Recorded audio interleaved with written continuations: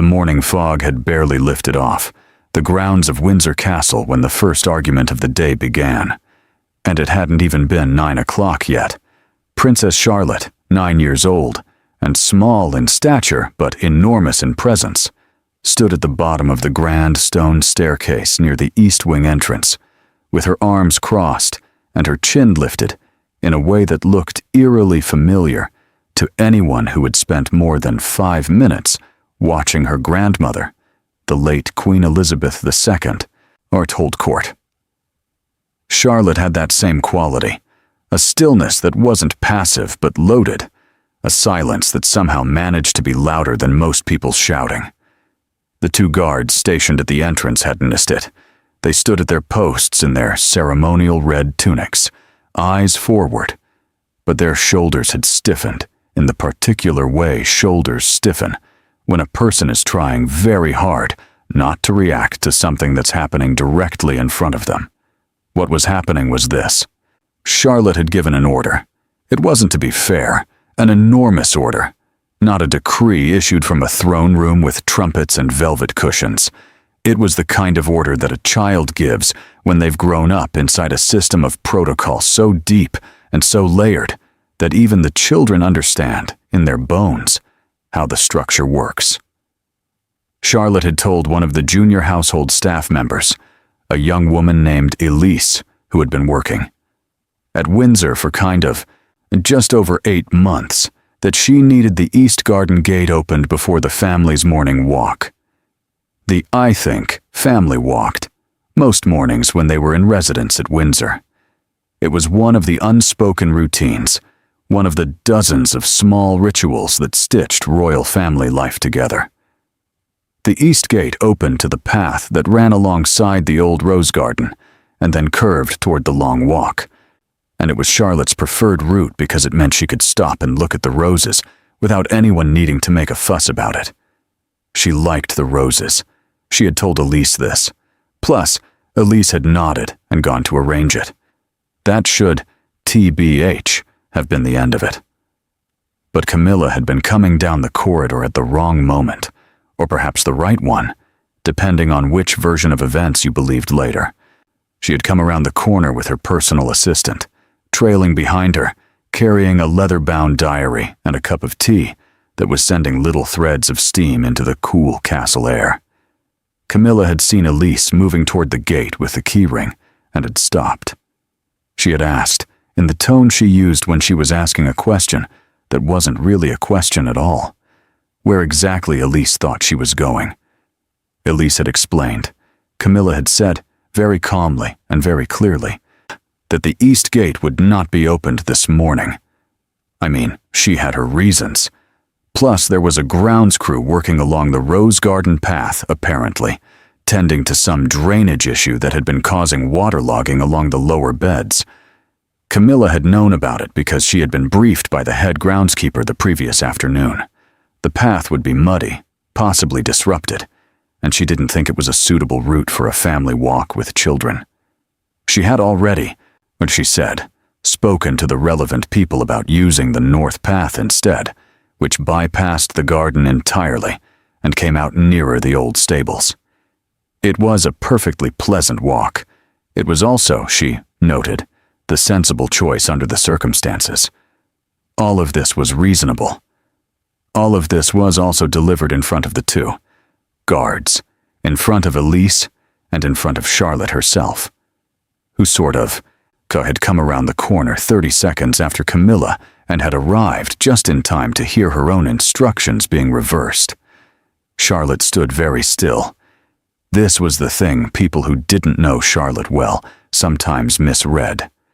They saw a child standing still and thought it meant the child was uncertain or intimidated or had accepted whatever had just been said. People who knew Charlotte understood that. Stillness was never submission. It was assessment. Charlotte was 9 years old, and she had been raised inside one of the most protocol-driven institutions on the planet, and she had absorbed, through some combination of nature and observation, the understanding that how you responded in the first 5 seconds of a conflict said everything about who you were. She wasn't going to shout. She wasn't like going to cry.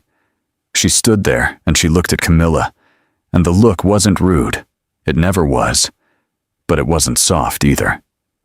She said, with the particular precision of a child who chooses words carefully because they've learned that imprecision costs you, that she had already asked for the East Gate.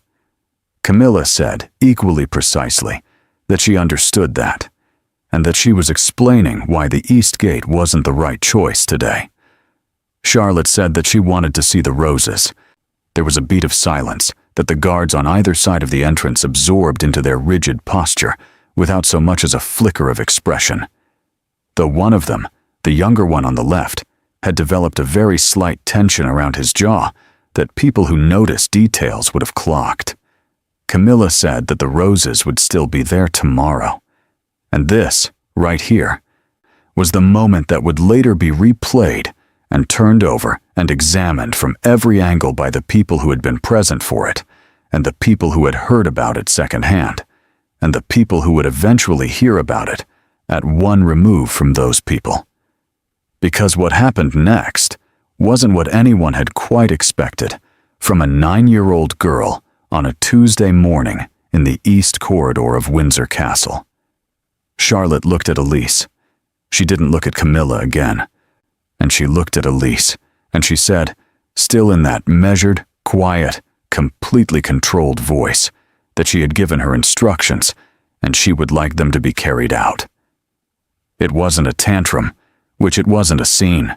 It was a child invoking the only tool available to her within the system she had been raised in.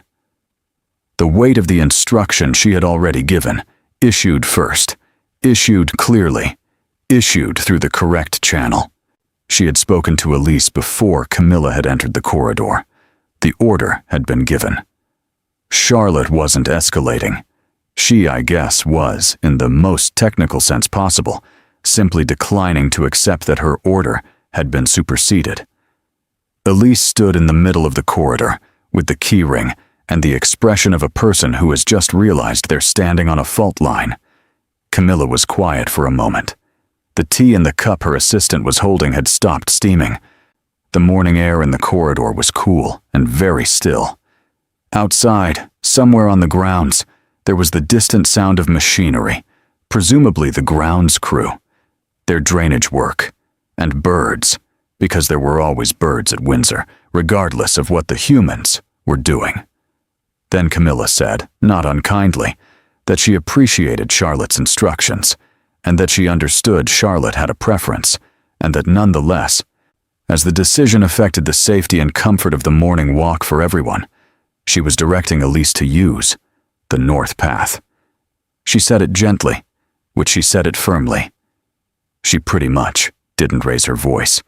She also said it in front of both guards, in front of Elise and in front of Charlotte, and she said it in a way that left very little interpretive room.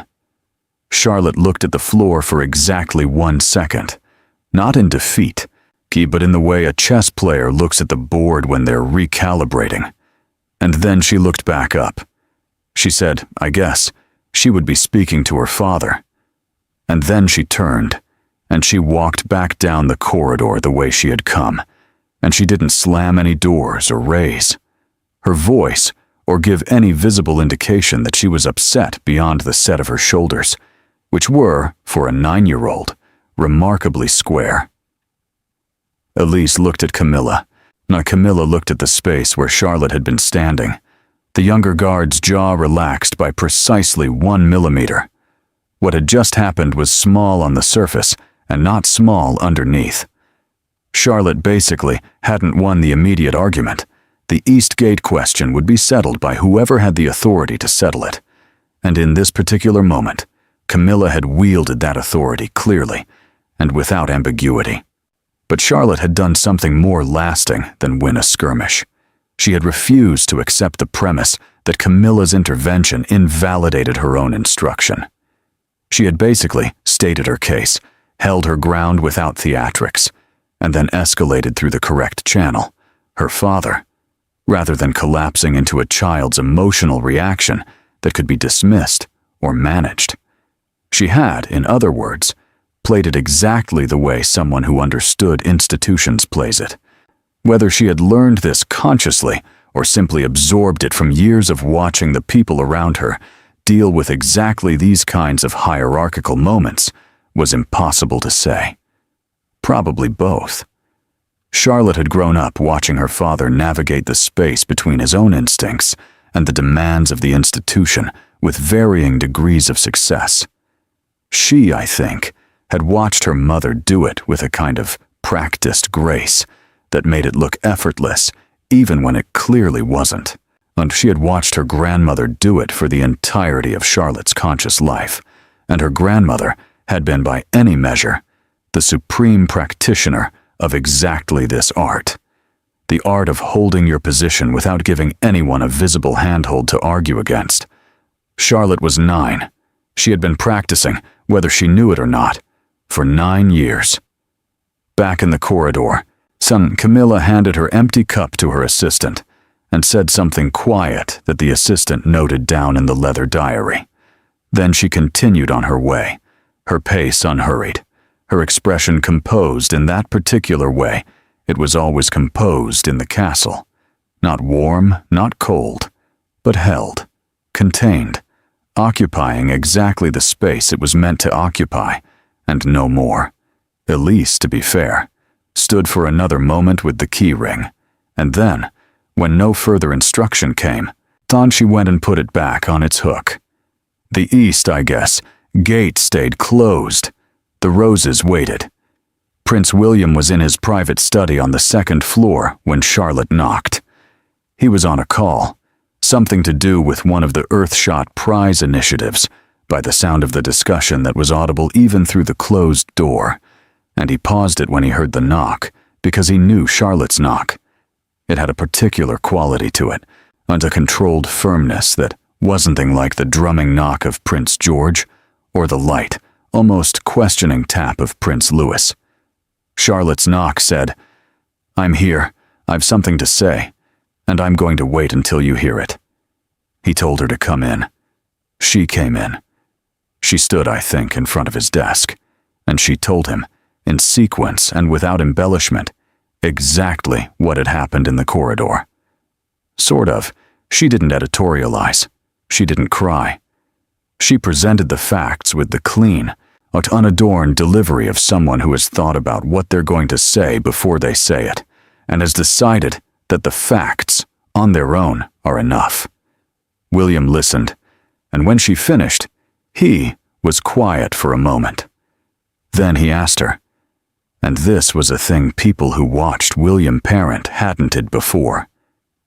The way he, to be fair, always asked before he told, whether she thought Camilla's reason for redirecting the walk was unreasonable.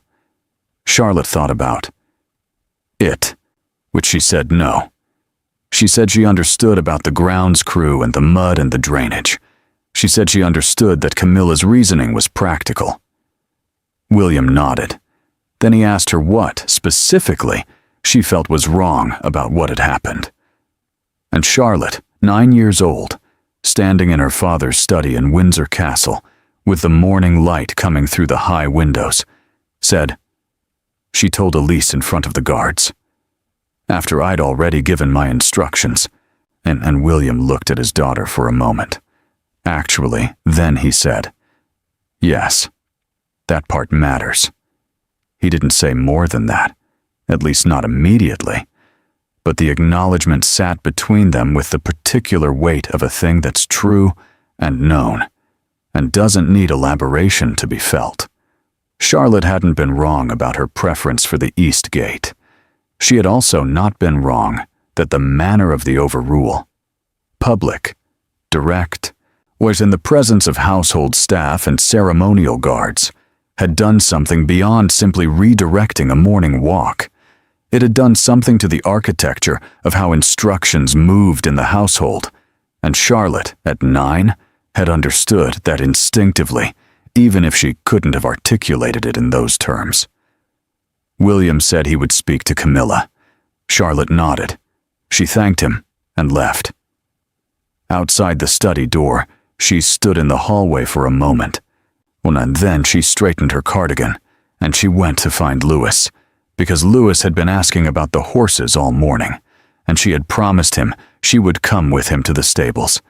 And a promise was a promise, regardless of everything else. The morning continued, and the grounds crew worked along the rose garden path, their machinery humming in the thin winter light. The north path was walked after all, and by all the children and their parents, and the various household members who joined on mornings like this, and it was pleasant enough, threading past the old stables and out toward the far end of the long walk, where the statue stood pale and enormous against the gray sky. Charlotte, I guess, walked with Louis, who had found a stick and was dragging it along the gravel in a way. That produced a satisfying scraping noise that he would not stop making no matter how many times George told him to. She didn't look back toward the east wing. She didn't look toward the closed gate or the rose garden or the path that hadn't been taken. She walked forward, her hands in her pockets, her chin up, her eyes on the path ahead. The roses would be there tomorrow. She already knew that. What she also knew, though she would not have put it in these words, being 9, was that something had shifted in the morning's events that wasn't about roses at all. A line had been drawn and then redrawn, and the question of who got to draw it and under what circumstances. In whose presence was a question that didn't go away just because a gate stayed closed and a walk went north instead of east. It was a question that would keep going. And Charlotte, who had her grandmother's stillness and her father's stubbornness and something entirely her own that was harder to name, had already decided how she was going to keep showing up for the answer. She dragged the stick out of Louis's hand, and ran ahead 3 steps and launched it toward the tree line like a javelin. Louis shrieked with delight, and George groaned. The walk continued. By the afternoon of the same day, the story had already moved the way stories move inside a palace, not loudly, not through any single act of gossip or deliberate sharing, but through the ambient transfer of information that happens when a group of people live and work in close proximity inside a building, with long corridors and thin walls and the particular acoustic properties of old stone. People knew. Not everyone, not in detail, but the shape of it was out there, moving through the household. The way weather moves, you could feel it in the room before you could name it. Elise hadn't told anyone. She was 8 months into the job and far too careful for that. But the 2 guards had been standing there, and guards have colleagues, and colleagues have breaks, and breaks happen in rooms where other people are present. No one said anything directly. No one described the scene with any relish or elaboration. It was more that a certain quality entered conversations, a slight carefulness, a microscopic adjustment in how certain names were handled. That told anyone paying attention that something had occurred and that the something was being held with care. Camilla was aware of this. She was always aware of it. Which one of the things people consistently underestimated about her was the precision of her social radar, the way she had spent decades inside this institution, developing the ability to read the temperature of a room from the doorway before she entered it. Anta hadn't arrived at her current position through accident or through the simple fact of marriage. She had navigated, for years and years, one of the most complex social and political situations in Britain, and she had done it by being far more attentive to atmosphere than she was generally credited for. She had known before she finished her walk to the west drawing room that morning that the shape of the corridor incident would be in circulation by lunch. She also knew, that William had likely spoken to Charlotte by mid-morning, and that the question of whether William would then speak to her wasn't really a question. In my opinion, he would. He always did, with the quiet determination that had come to define how he handled the particular tensions that arose in this household. Not dramatically, not publicly, but directly, and without the kind of evasive palatial diplomacy that had characterized so many of the conflicts of his parents' generation. William had watched what happened when things went unspoken in this family for long enough to develop a strong allergy to the practice. The conversation happened at 2:30 in the afternoon in the library. Camilla had been there already, going through some correspondence with her private secretary, when William came in and asked if he could have a few minutes. The private secretary left without being asked. The door closed. What passed between them in the library was private. It wasn't overheard. It wasn't reported to staff. It wasn't something that entered circulation the way the morning's events had. What came out pretty much of it, in the visible sense, was a slight adjustment in the household's atmospheric pressure, a loosening, a return to the normal operating temperature of the place, that people noticed without being able to point to anything specific that had changed. For what is understood is that William didn't shout. He never, shouted, not in these kinds of conversations. What he did, to be fair, by all accounts from those who had seen him handle similar moments, was speak with an exactness that carried more weight than volume could have. He had the quality, when something genuinely mattered to him, of becoming very quiet and very precise. And it was that precision. The way he chose each word with the care of someone who understood that every word in a conversation like this would be remembered. That made the conversation land. He hadn't, he said, raised Charlotte to issue instructions, only to have them publicly reversed in front of household staff. He said it wasn't about the gate. He said actually it was about the manner, which Camilla, to her credit, listened. She wasn't a person who responded well to being managed. No one who had survived what she had survived in public life was. But she was also not a person who was incapable of hearing something she didn't want to hear. She, in my opinion, had learned, through the particular school of hard experience, the difference between a conversation that was kind of designed to diminish her and a conversation that was delivered in good faith. This was the latter. She understood that. She TBH and said she had acted on what she believed was practical and necessary information about the route. She said she hadn't intended the manner to carry the weight it had apparently carried. She said, and this was the important thing, the thing that would settle the atmospheric pressure of the afternoon, that she understood why the manner mattered, even if the intention had been purely logistical. William accepted this. He wasn't performing forgiveness. There wasn't thing to forgive in the way that word usually operates, because Camilla hadn't acted out of malice. But he accepted the acknowledgement of the point, and the conversation moved from confrontation to alignment in the particular way that conversations between two people who are both fundamentally trying to navigate the same complicated situation can move when both parties decide to let them. They talked for, 20 minutes. When, for what it's worth, when Camilla left the library, her pace was the same as it always was. Her expression was the same. Anyone watching would have seen nothing except a woman moving through a corridor in the way she always moved.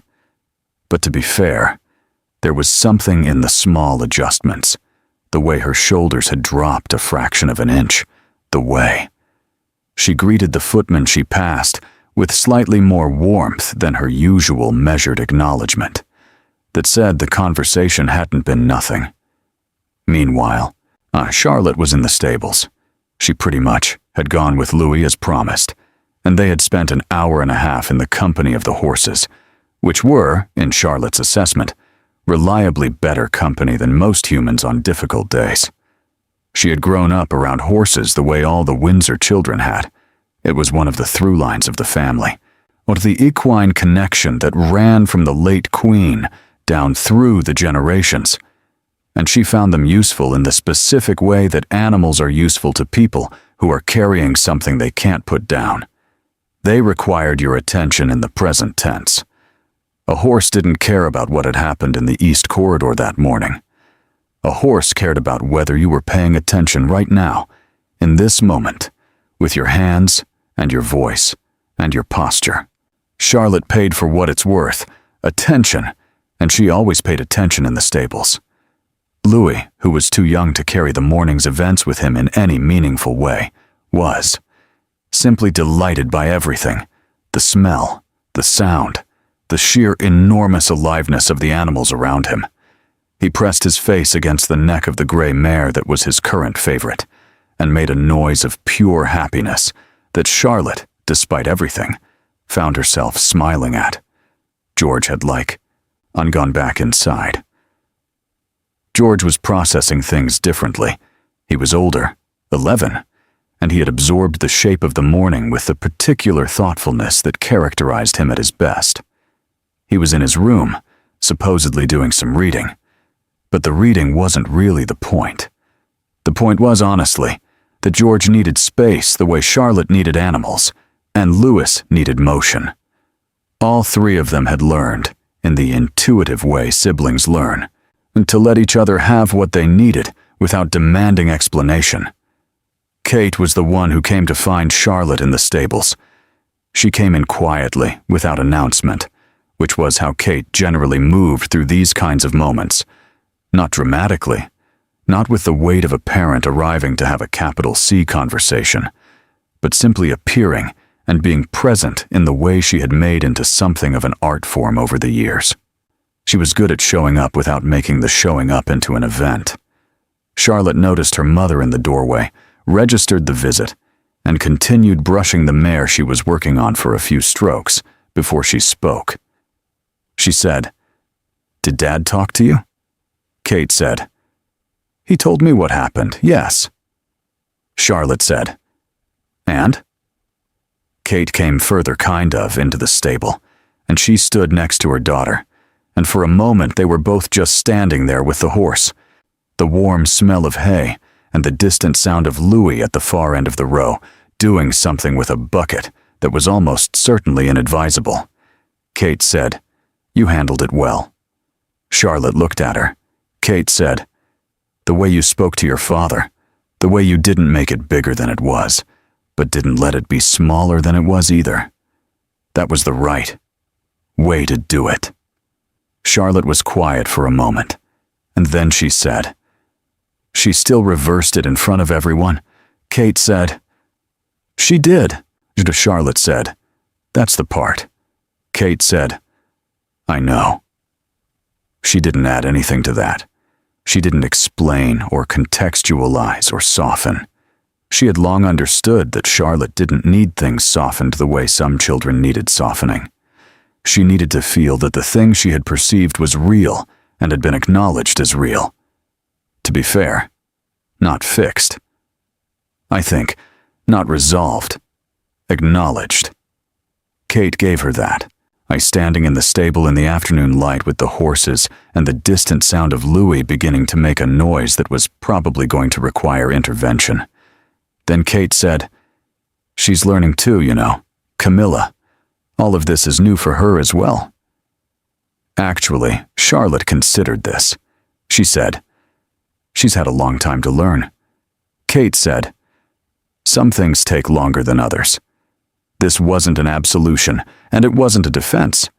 It was just a true thing, offered plainly, and Charlotte took it the way she took most true. Things, she, I guess, held it, turned it over, set it somewhere it could be looked at again later. Louis's bucket situation escalated. They both went to deal with it. The afternoon moved on in the way afternoons at Windsor moved, slowly, with a quality of thickness that was partly the light at that time of year and partly the age of the building itself, which seemed to absorb and hold time in its walls rather than letting it pass cleanly through. Tea was at 4:30. It was taken in the sitting room that the family used when they wanted to be together, without it being an occasion. A smaller room with slightly too much furniture in it. A pretty much fireplace that William had been saying for 2 years he was going to have looked at because it occasionally made a sound that wasn't quite right.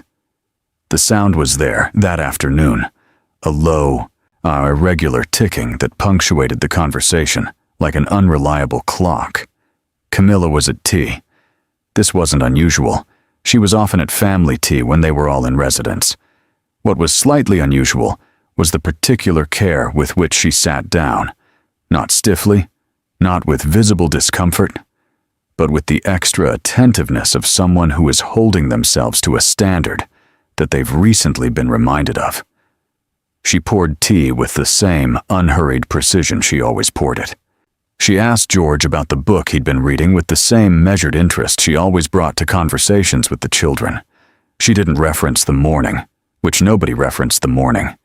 And then, at some point during a lull in the conversation when Louis had gone briefly silent, because he was eating a biscuit that required his full concentration, Camilla looked across the table at Charlotte and said, not ceremoniously, not with the weight of an apology or a pronouncement, that she had spoken to the head groundskeeper about the rose garden path and that it would be cleared and suitable for walking by Thursday.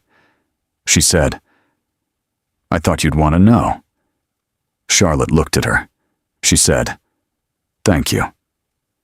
They held each other's gaze for exactly as long as the moment required, not uncomfortably, not artificially, just for the right amount of time. Then Louis finished his biscuit and announced, with the confidence of someone who has just resolved a great question, that he wanted another one, and the table moved on. It wasn't a resolution exactly. It wasn't the kind of ending where everything is wrapped and tied, and the lesson is stated plainly for the benefit of anyone who might have missed it. It was basically more like the thing that happens in music when a chord that has been held unresolved finally shifts, not to simple resolution, but to something more complicated, a chord that acknowledges the tension rather than erasing it. The East Gate would open on Thursday, plus Charlotte would walk to the Roses on Thursday. And the question of what had happened in the corridor that morning, the overlapping instructions, the public reversal, the small tectonic thing it had been, would not be forgotten, because Charlotte didn't forget these things, and Camilla knew she didn't forget them, and somewhere in that mutual knowing was something closer to respect than either of them would have thought to name out loud. William watched his daughter eat her biscuit, and his wife pour her tea, and he said nothing, because there wasn't thing that needed to be said. The fire made its ticking sound. Outside, the winter light was going. The long walk was empty now. The grounds crew packed up and gone. The rose garden path quiet in the early dark.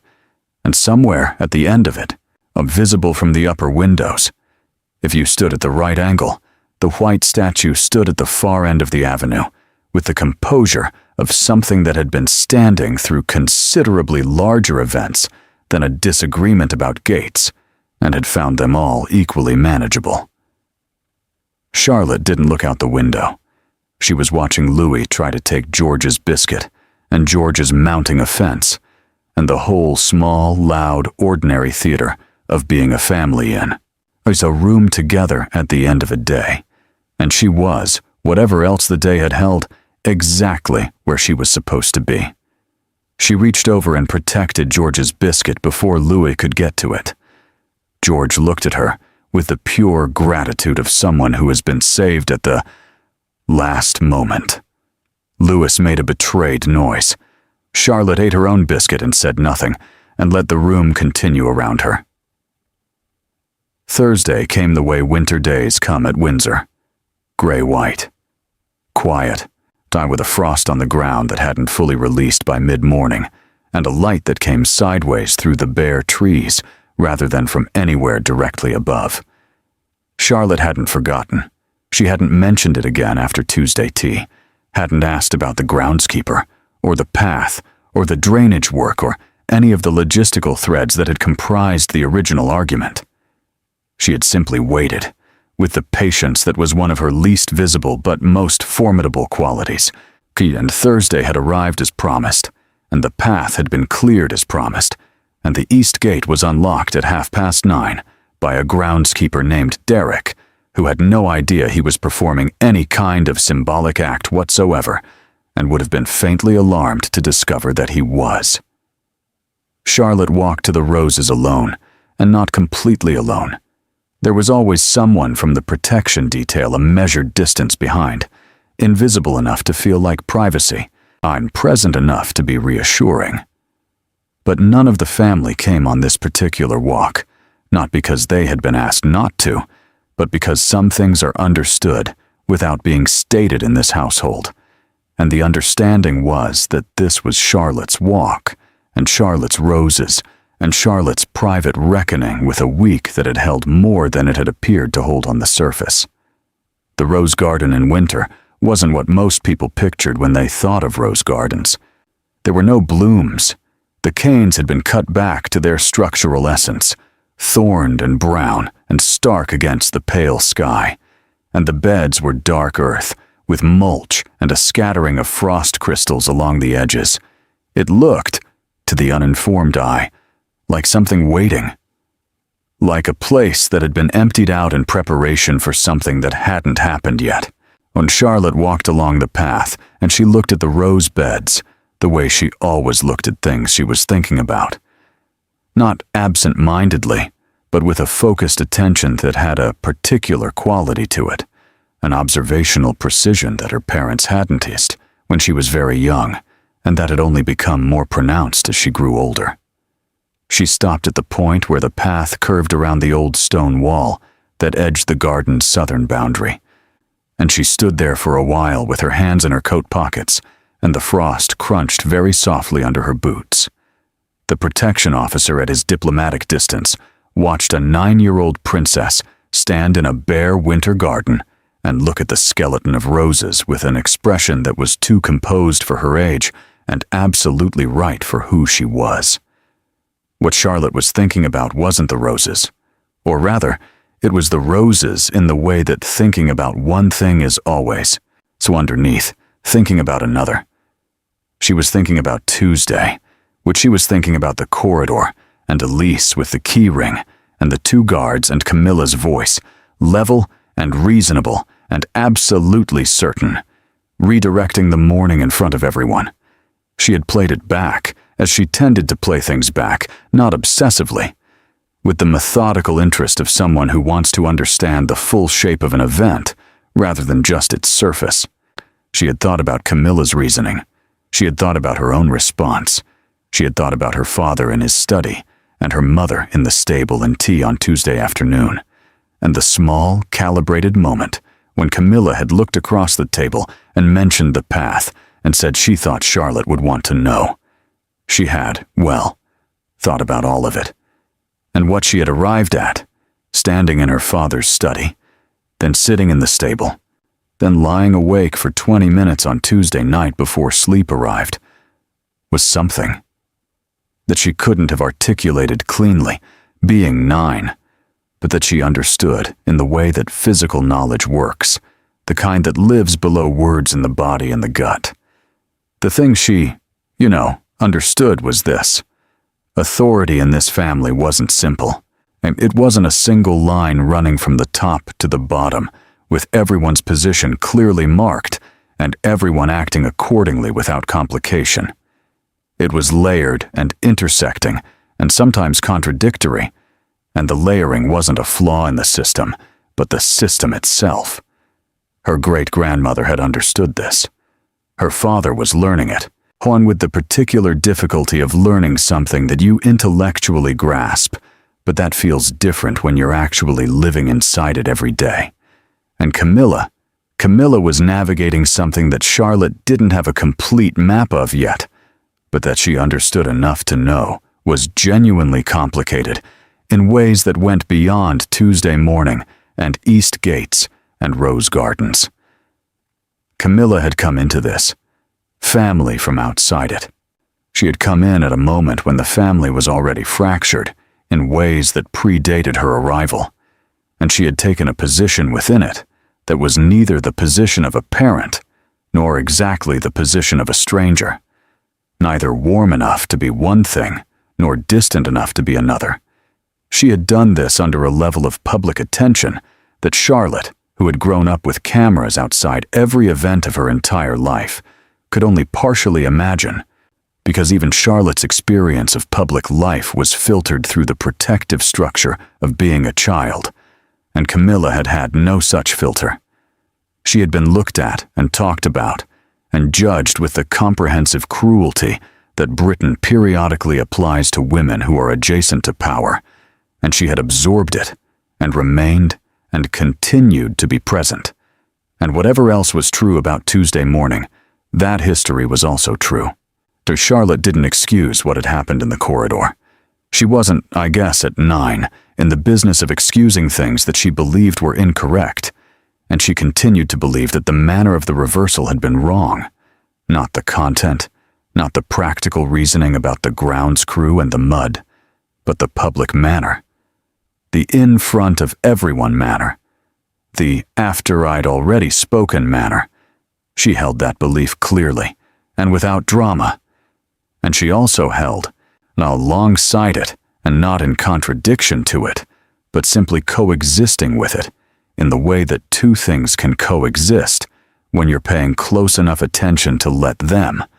The understanding that Camilla's navigation of this household was something Charlotte could learn from even when, especially when, it was imperfect.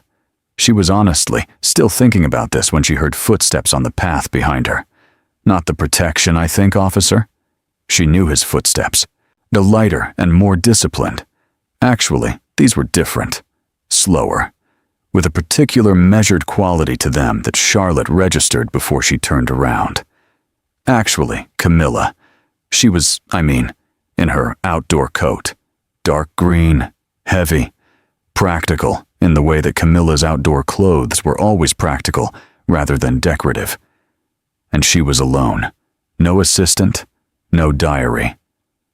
She had walked from the castle to the rose garden by herself on a Thursday morning in the frost, and she was coming along the same cleared path that Charlotte was already standing on, and she stopped when she reached the point where Charlotte had stopped, at the curve by the old stone wall. They stood there for a moment. Charlotte didn't feel the need to fill the silence. She never did. Silence, in her experience, wasn't empty. It had texture and information in it, and this particular silence wasn't uncomfortable. It was the silence of two people who have already said most of the important things through other people and other moments. A slight repositioning of the tea table on Tuesday afternoon, and who are now standing in the same garden together on a cold Thursday morning. And that's itself a kind of language. Camilla looked at the rose canes. She said, "I used to walk here with the Queen." Charlotte looked at the rose. Canes alongside her. "In my opinion," she said. "I know. She told me." Camilla turned her head slightly at this, a fractional movement that was curiosity rather than surprise, or perhaps both. Charlotte said, "She said you both argued about roses once, about whether to replace the old climbing roses on the south wall or restore them." Camilla was quiet for a moment. Then she said, she remembered that. Plus, Charlotte said, she remembered everything. This sat between them with the particular quality that anything mentioning the late Queen had in this household. A density that wasn't grief exactly, not anymore, but the compressed weight of someone who had been so present for so long that their absence still reorganized the air. Camilla said, "She let me keep the climbers in the end." Charlotte said, "She said they were right." And Camilla said, "She often was." Another silence. The frost was softening now in the thin mid-morning light, and the crystals at the edge of the path losing their sharpness, the dark earth of the beds showing through more clearly. A blackbird landed on the stone wall and looked at them with the categorical indifference of birds toward human affairs, and then departed. Charlotte said, "She also said that the people who love this place fight for it sometimes, that the fighting is part of it." Camilla looked at her. Charlotte kept her eyes on the rose beds. What she said. She wasn't talking about the roses when she said it. Camilla didn't respond to this immediately. She stood kind of with it for a moment, turning it in whatever internal space she used for turning things. And Charlotte waited without impatience because she had said what she had come to say, or what she had come to say had arrived in that moment without her having planned it, which was sometimes how the most real things happened. Then Camilla said, "No," which she wasn't. They stood there a while longer. Eventually, Camilla said, with the same calibrated plainness she had used at Tuesday tea, "I should have spoken to Elise privately." Charlotte said, "Yes. Not magnanimously, I guess," which not with the particular graciousness that can feel like condescension when it comes from someone with the upper hand. Just, yes, clean and direct, the way Charlotte did most things. "I think," Camilla nodded once. Charlotte said, "The path is good now. They did a good job with the drainage." Camilla looked at basically the path. She said, "Derek is very thorough." Charlotte said, "I noticed." They turned, by some unspoken agreement, and began walking back along the path toward the castle. Side by side, not closely. They had never been close in the physical way that implied comfort or casualness, but together, in a proximity that was chosen rather than accidental, which was its own kind of statement. They walked past the point where the path curved back toward the east gate. Charlotte noticed, like without drawing attention to it, that Camilla adjusted her pace slightly to match Charlotte's rather than setting her own. It was a small thing. It wasn't a small thing. The castle came into view ahead of them, its stone facade pale in the winter light, the long windows of the upper floors reflecting clouds that were moving across the sky from the west with the purposeful speed of weather that's going somewhere. The guards at the east entrance were different ones than had been on duty Tuesday. The rotation had changed, and they stood at their posts with the unchanging ceremonial precision that was one of the things about this institution that was genuinely remarkable. This human quality of being simultaneously present and not present, and of being both entirely real and entirely symbolic at once. Charlotte and Camilla, TBH, came through the east gate together. The guards didn't react, because guards don't react to the people they're guarding moving through the gates they're guarding. That's precisely the point.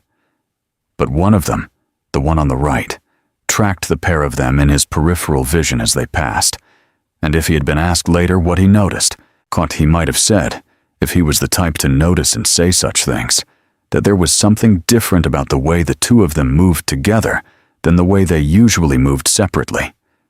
Something less like parallel lines, and more like two things that aren't the same, but have agreed, for the moment, to go in the same direction. Inside, the castle resumed its ordinary operating quality, the warmth after the cold, the slight echo of stone floors, the smell of old wood, a beeswax, and the particular institutional cleanliness of a place maintained by a large and professional household. Camilla said, in my opinion, she had correspondence to get back to. Charlotte said she was going to find George. They parted in the corridor without ceremony, in the way that people who have understood something together can part without, needing to make the understanding explicit, because making it explicit would reduce it to something smaller than it actually was. When Charlotte walked toward the staircase, what had happened between Tuesday morning and Thursday at the Rose Garden couldn't be summarized in a single sentence, because it wasn't a single thing. It was several things at once: a child holding her ground, an adult navigating the consequences of a misjudgment, a household recalibrating after a small seismic event, and two people, one of whom was 9 years old, discovering something about each other that neither of them had quite seen before. The thing they had discovered wasn't easy to name. It was something in the register of mutual recognition, the kind that passes between people who aren't the same, aren't going to pretend to be the same, but who have, in some genuine and unperformed way, registered each other's substance. Charlotte had actually registered that Camilla was complicated in ways that deserved attention rather than dismissal. Camilla had registered that Charlotte wasn't simply a child to be managed, but a person with a fully operational sense of what was right and wrong, and the composure to act on it without drama. The royal household was full of people who had spent their entire careers learning to navigate exactly this kind of layered, complicated, historically loaded human terrain. Charlotte had, 9 years of experience inside that terrain, and she was already moving through it with a clarity that would become, over the coming years and decades, one of the defining qualities of how the world understood her. She found George at the top of the staircase. He was reading, actually reading this time, a history book, because George's reading was reliably serious in a way that sometimes made adults stop and look at him with a slightly startled expression. He looked up when Charlotte appeared. He honestly said, "How were the roses?" She said, "Just canes. It's winter," he said, obviously, which she sat down next to him on the window seat and looked out at the long walk, which was empty and silvery and very long, running from the castle to the horizon in a straight line that was its own kind of declaration about the relationship between intention and distance. George went back to his book. Now Charlotte looked out the window. She thought about what her great-grandmother had said about the people who love this place, and the fighting, and the part that was inseparable from the loving.